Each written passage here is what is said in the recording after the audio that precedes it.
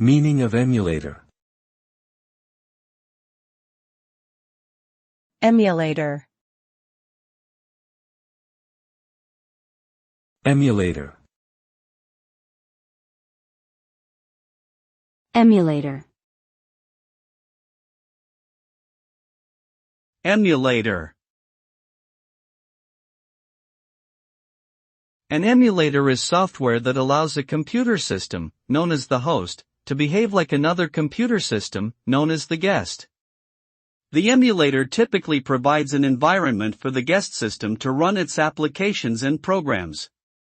This enables users to run software designed for one platform on a different platform, such as running a Windows program on a Mac computer. The result is the ability to use software on a variety of devices without needing to have specific hardware or operating systems for each device.